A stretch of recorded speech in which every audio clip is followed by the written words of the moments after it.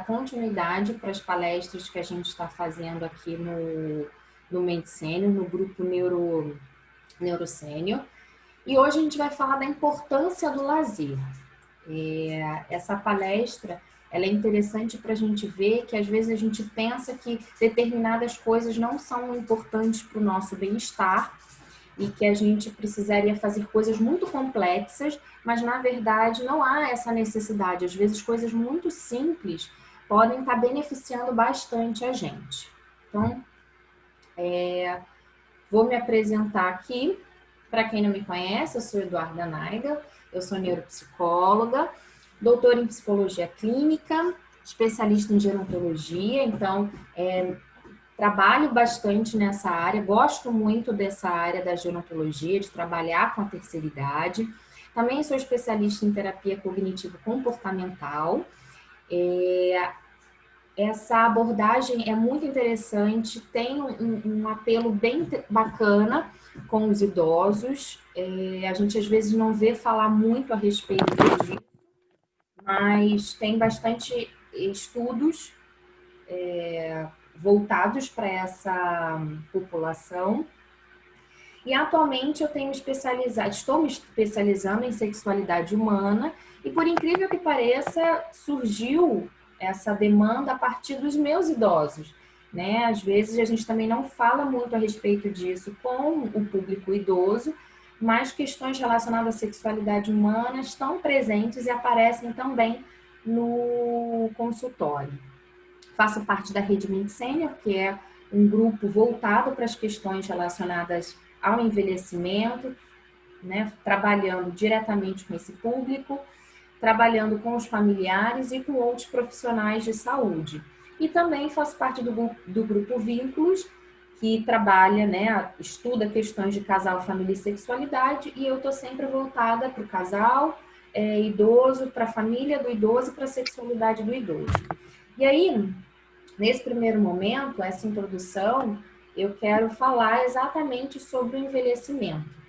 Muitas das vezes a gente coloca isso como uma questão, como um momento, e um momento lá no final da nossa vida, mas que na verdade é um processo. O envelhecimento ele é um processo que começa a partir do momento em que a gente nasce.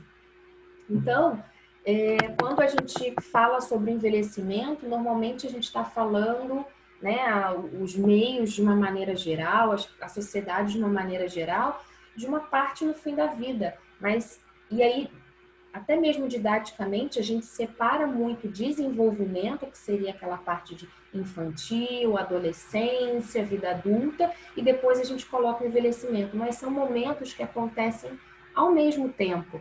Né? Ao mesmo tempo que a gente está ganhando informações, aprendendo coisas, a gente também está tendo algumas perdas.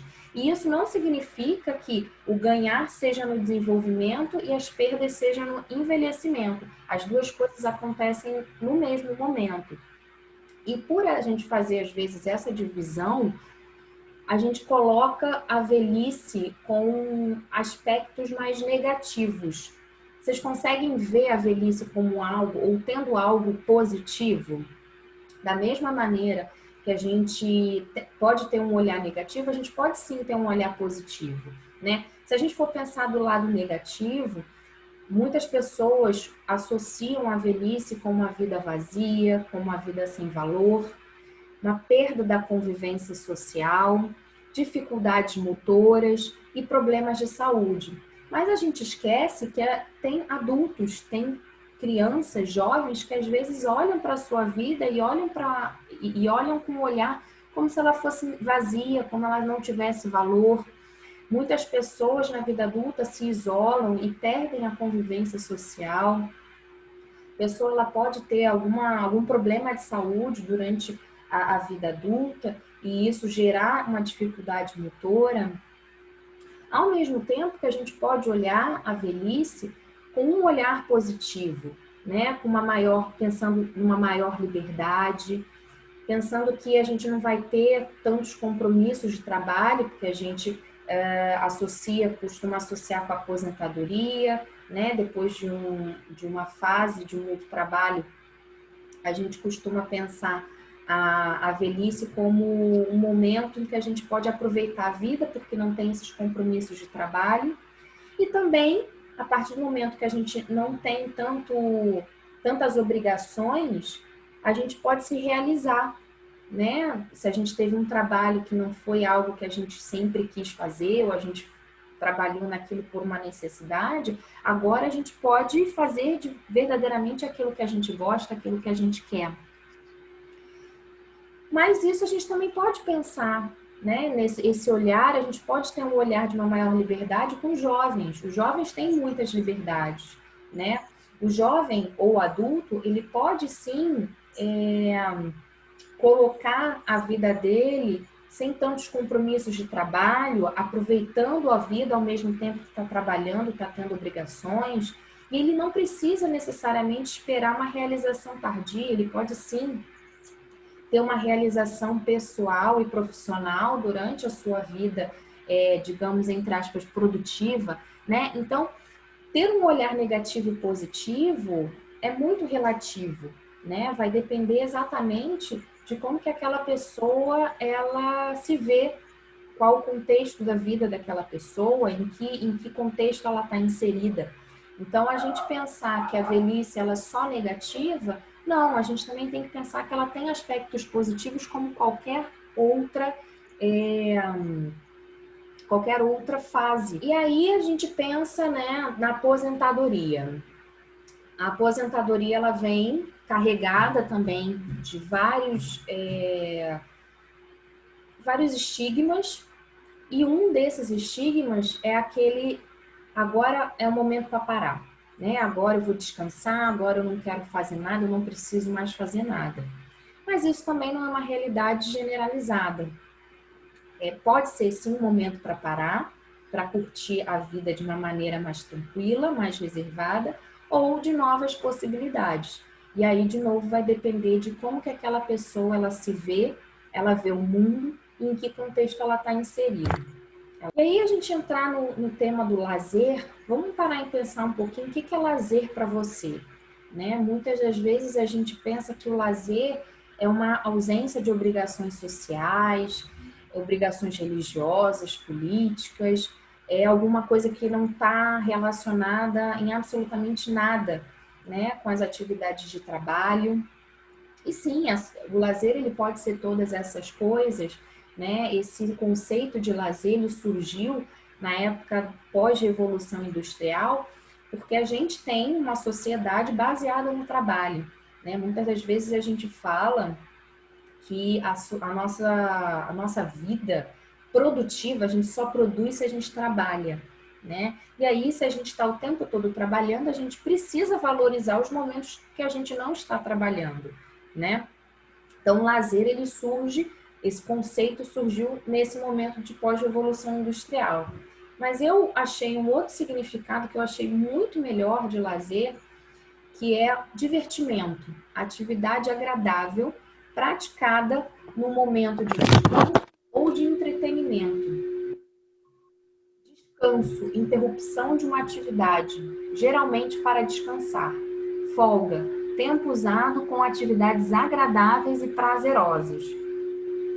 Então, esse significado eu achei muito melhor, porque de fato a gente pode estar no momento de não trabalho e não ser um momento gostoso, não ser um momento bom, ser um momento com uma outra obrigação. Então, esse significado de lazer eu acho muito melhor, porque traz o cerne dessa nossa apresentação de hoje, que é fazer algo agradável, fazer algo prazeroso. E quando a gente fala do lazer e do envelhecimento, ele tem uma importância muito grande porque ele tem um efeito protetor, né? Ele reduz o isolamento, dependendo de que tipo de lazer você vai fazer. Ele pode aumentar a socialização, ele pode desenvolver novas habilidades, e isso vai influenciar diretamente na nossa autoestima, nas nossas condições de saúde. A gente pode pensar diferentes tipos de lazer, né? A gente pode pensar em formas diferentes de lazer, e essas formas diferentes, cada uma vai influenciar de uma maneira diferente na nossa vida. Vamos pensar aí uma forma de lazer que tenha, que promova a manutenção das relações sociais. Então, a gente pode ir para clubes, a gente pode se encontrar com amigos, a gente pode jogar conversa fora. Isso vai fazer com que a gente tenha trocas dentro de um contexto de socialização e é muito importante, isso é muito prazeroso, né? A gente pode pensar também como um exercício mental de aprender uma língua que não necessariamente é uma obrigação. Então, a gente vai fazer uma coisa porque a gente quer, porque a gente acha que aquilo vai ser bacana e a gente pode parar em qualquer momento quando a gente achar que aquilo dali não é mais interessante para a gente. Isso vai promover um desenvolvimento de novas habilidades, né? Então, a gente vai aprender coisas novas, a gente também pode, ao mesmo tempo, aumentar a socialização, porque se a gente fizer um curso, né, numa sala em que tenha outras pessoas, a gente vai conhecer outras pessoas, vai ter trocas muito bacanas, ou a gente pode ter uma aula particular, e aí a gente vai trabalhar apenas com exercício mental. E também a gente pode ter o exercício físico. E ali eu vou depois explicar por que está entre parênteses, entre aspas. O exercício físico, a gente pode fazer uma coisa diferente. A gente pode correr, a gente pode andar, a gente pode fazer trilha, a gente pode nadar, a gente pode ir à academia também, mas sempre pensando que essa vai ser uma atividade que a gente não precisa de uma obrigação, vai ser por prazer. E aí, da mesma maneira, se a gente for pensar numa atividade que seja feita em grupo, a gente também vai estar aumentando a nossa socialização. Se a gente for aprender uma atividade nova, a gente também vai estar desenvolvendo novas habilidades. Ou se a gente continuar fazendo coisas que antigamente a gente já fazia, mas que eram prazerosas, a gente vai estar fazendo desenvolvendo, né, o nosso físico. E isso é muito importante. E aí, por que a gente traz essa questão como um efeito protetor, né? Ele tem um efeito de proteção das nossas funções cognitivas, porque tudo isso vai estar influenciando na nossa reserva cognitiva. E rapidamente, vou falar da reserva cognitiva, sem que seja uma questão muito aprofundada, mas eu gosto de fazer muito uma associação com a poupança, né? Se durante toda a nossa vida a gente vai colocando um pouquinho de dinheiro na nossa poupança, quando a gente para de trabalhar, né, e de receber por aquilo, como é que a gente vai viver? A gente vai viver da renda dessa poupança. Então a gente vai ter uma reserva de dinheiro ali. Com relação à reserva cognitiva é a mesma coisa. Durante toda a nossa vida, a gente vai acumulando aprendizados, informações, cultura. E a gente vai ter ali uma poupança, né, desses aprendizados, dessas informações e dessa cultura. E aí, no momento que a gente para de se estimular mentalmente, a gente vai ter que ter ali alguma coisa guardada. E é dali que a gente vai retirar tudo que a gente vai utilizar no momento. O ideal é que a gente nunca pare, né, de acumular informações, aprendizados e culturas. Mas, de fato, quando a gente diminui a nossa atuação, diminui a nossa vida social ou a nossa vida profissional, a gente vai deixar de acumular algumas coisas. E aí, quanto maior essa reserva for, melhor para a gente. Então, se a gente continua fazendo coisas, principalmente coisas que sejam prazerosas para a gente, aquilo dali vai aumentar, vai continuar informações, porque é físico, né? Ela é energético em vários ambientes que a gente aumenta, ou então isso tudo pode ser considerado. Ele precisa de tipo de física, né? Por profissão de pessoa, da força, qual dos dois exercício difícil? Exercício físico, saúde está em movimento, souber um profissional, a saúde, né? Ela esteja em dia. A gente tendo mais saúde, né? Tendo mais qualidade de vida, a gente vai, obviamente, reduzir o uso, né? A necessidade de usar serviços de saúde.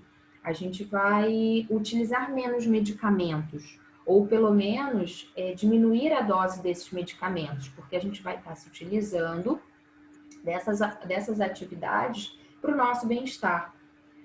Obviamente, com isso, a gente também diminui muito a possibilidade do desenvolvimento de doenças, da institucionalização, que é uma situação que de fato acontece com alguns idosos quando a família não pode cuidar, ou quando ele tem, enfim, questões muito específicas e precisa estar internado, e obviamente da morte. Favorece também a interação social, quando essas atividades elas são feitas, né, em grupo, e isso é muito importante, porque na nossa vida dita produtiva, entre aspas, né, a gente está em contato com outras pessoas numa clínica, num hospital, numa empresa, na academia, tudo isso, a gente está em contato com outras pessoas, e a partir do momento que chega a aposentadoria, ou a gente acha que, não preciso mais disso, posso viver tranquilamente na minha casa, a gente vai sim perder um pouco a interação social, que é muito importante, que faz parte sim, que deve fazer parte sim do nosso dia a dia. Então, se a gente finaliza uma atividade e inicia outra que continue tendo interação, isso é importante para que a gente não perca, né, o contato com o outro, o contato com outras pessoas que falem coisas diferentes, que tenham vivências diferentes e que possam também ensinar para a gente outras possibilidades, né? Melhorar a autoeficácia. E o que é a autoeficácia? É o sim, eu consigo. É a gente ter noção de que, eu consigo dançar, eu consigo correr, eu consigo ir até algum local, né, para fazer uma atividade diferente, mesmo que não seja uma atividade que necessite tanto de uma resistência muscular ou de uma força muscular, enfim. Então, quando a gente faz uma atividade, e é importante que a gente busque aquela atividade que a gente gosta, que a gente acha que é interessante para a gente, e a gente consegue realizar essa atividade, isso é muito bom para a gente. Isso faz bem para a nossa autoestima, faz bem para a nossa qualidade de vida.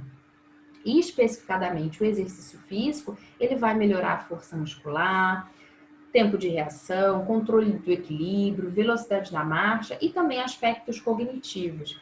Então, quando a gente pensa em, eu vou buscar uma atividade para eu fazer, é importante que a gente tenha em mente de que, ela não vai ser simplesmente um passatempo, ela vai ser algo que vai ter um benefício em vários aspectos na nossa vida.